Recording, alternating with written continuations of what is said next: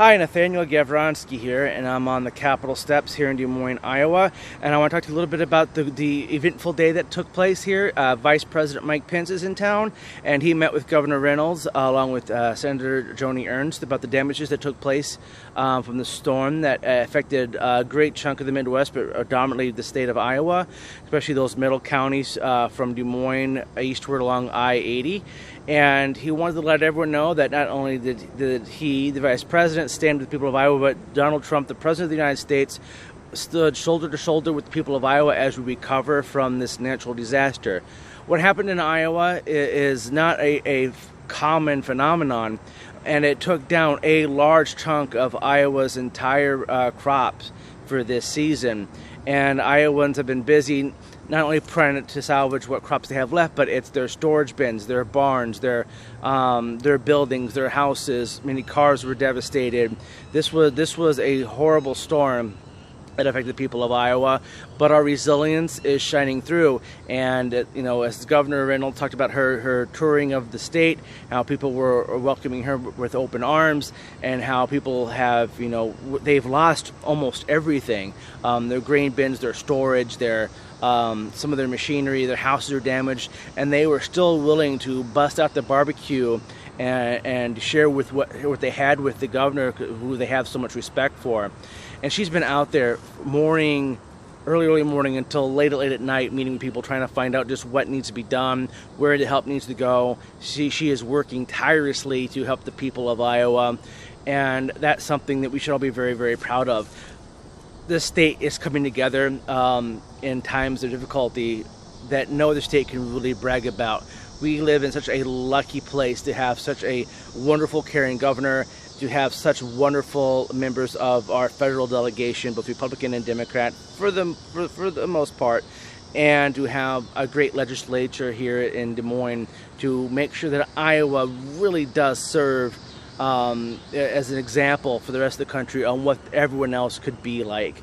We have a great state here. We shall be very, very proud of the things that we've accomplished. The fact that the storm has just ended and people were out there working together to get people out of damaged structures, to get people's cars freed up from debris, to clean up roads, to help get power lines cleared. I mean, this state is resilient, and I believe that we shall be very proud of the hard work that we've all done as Iowans. Mike Pence wanted to talk a little bit more about the benefit that Iowa will get from the USMCA and how we're having more openness with Canada on dairy and poultry. Dairy helping the great state of Wisconsin, and poultry having a huge impact here in the state of Iowa, and how manufacturing is also going to start picking up. And that's important because even though people think of Iowa as a large agricultural state, because we are the #2 agricultural state in the country, just behind California, who has 10 times our population, 3 times our size. Per capita, we're definitely #1 agriculturally, but we have a large, expansive, non-agricultural labor sector that's very, very expansive and has been developing over the last decade, thanks to the leadership of now Ambassador Terry Branstad and Governor Kim Reynolds. So we have a beautiful, beautiful situation that we have set up for us, thanks to the work of Donald Trump and Mike Pence with the USMCA, and how we have been able to get rid of bad regulation like the waters of the United States that regulated and hurt many, many farmers. It was also talked about how the all year round ethanol is allowed, and Joni Ernst is pushing to get rid of some of these loopholes that have allowed some of these places to get away with not having ethanol. And I really am proud of Joni Ernst for fighting for the farmers here in Iowa to make sure that our produce is able to get to market and to actually help all of the people of this country with their energy needs. Iowa is a leading export in foodstuffs and energy with our corn stock, and that's why it's so devastating to see the storm that hit us so hard this past Monday. But I'm glad to know, and I'm comforted to know, that we have such great leadership like Kim Reynolds, Mike Naig, the Secretary of Agriculture, the Vice President of the United States, showing his dedication and support to Iowans, as he often does. And we have President Donald J. Trump, who has been making sure that Iowa's agriculture is not getting left behind as we refocus some of our efforts on expanding and saving our manufacturing sectors. So in all, Iowa's in great shape.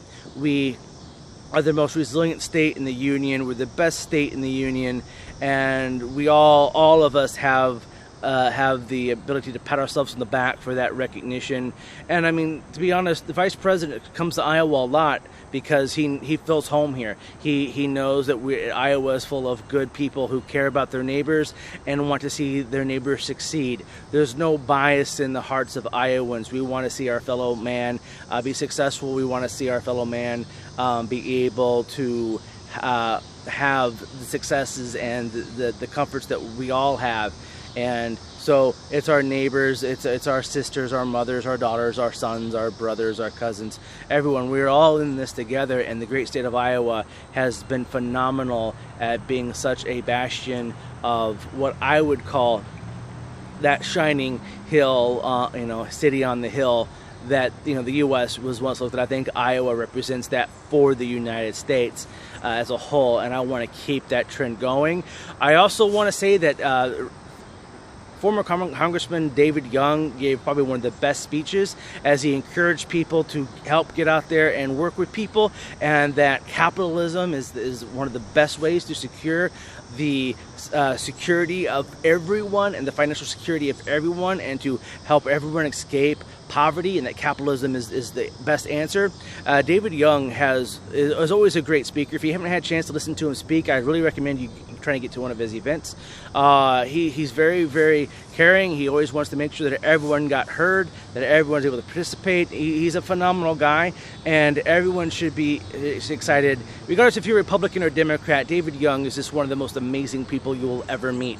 And even if you don't want to vote for him, you should come and meet him, talk to him, because I think you might change your mind after you hear him and listen to him and have him listen to you about your issues and about the things that you want to work on and the things that are impacting you. He's probably the most dedicated listener and one of the most dedicated people who've ever served the people of Iowa.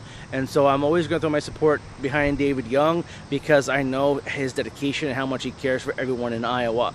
And we should all be really happy that we have so much, positive support from current, former people who are public servants, and that the federal government spends so much time making sure that the people of Iowa have their needs met.